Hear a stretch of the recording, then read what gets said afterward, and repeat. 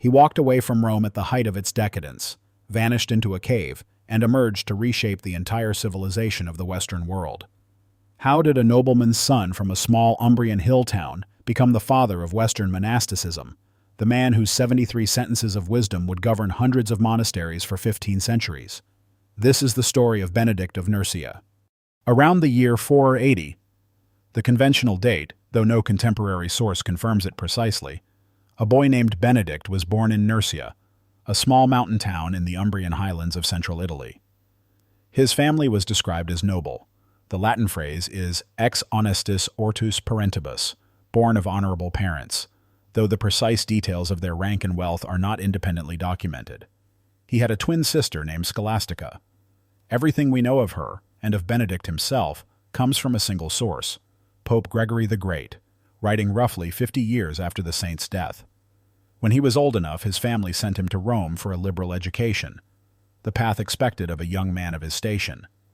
But the Rome he found was not the Rome of its golden age.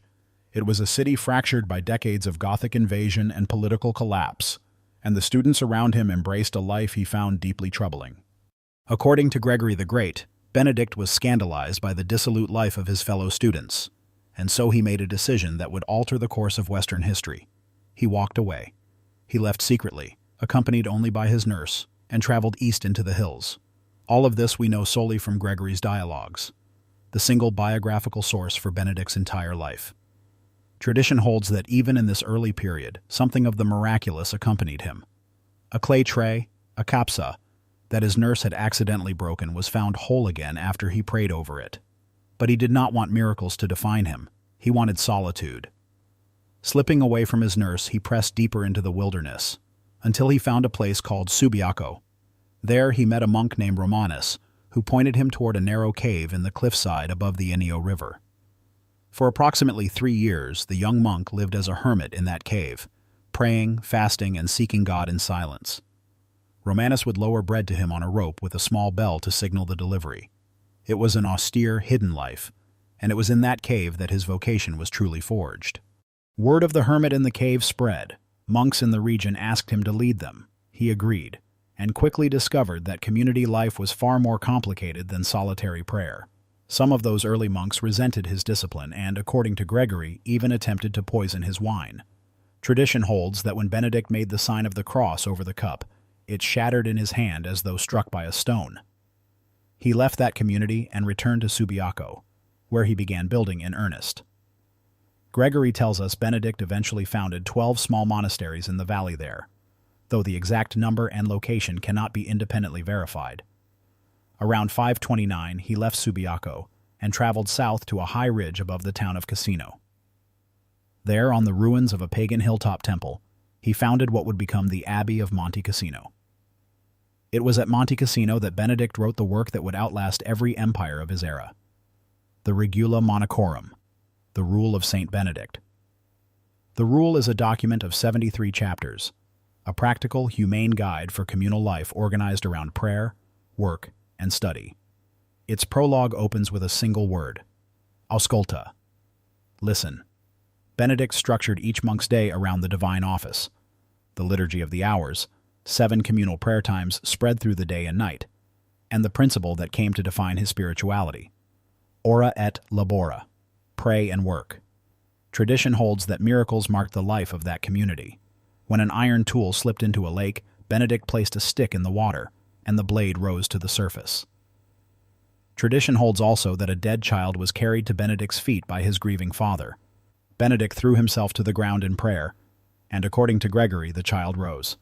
As the years at Monte Cassino drew on, tradition holds that Benedict was granted a vision of the future. He foresaw that the monastery would one day be destroyed by invaders, though he said the monks themselves would survive. The exact year of his death is debated. Scholars propose both 547 and 560.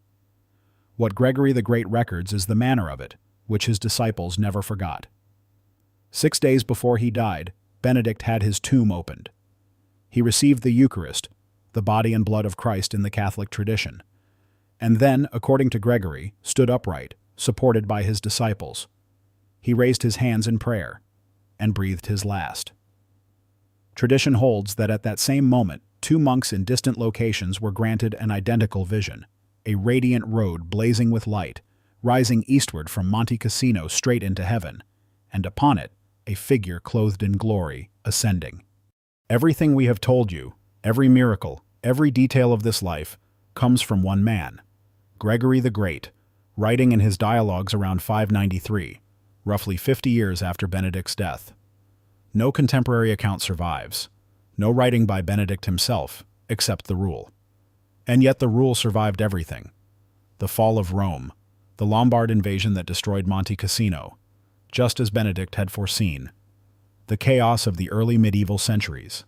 Monasteries following the Benedictine rule became the great preservers of knowledge in the West, copying manuscripts, running hospitals, establishing schools across Europe at a time when civilization itself seemed to be dissolving.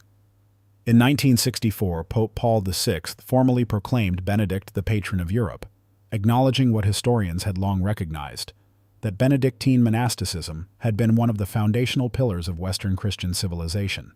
He never sought power. He never led an army, wrote a formal theology, or sat on a throne. He only wrote 73 short chapters asking his monks to listen, and in doing so, helped keep the light of learning and prayer alive through the darkest centuries of the Western world. If this story stayed with you, subscribe so you don't miss the next feast day.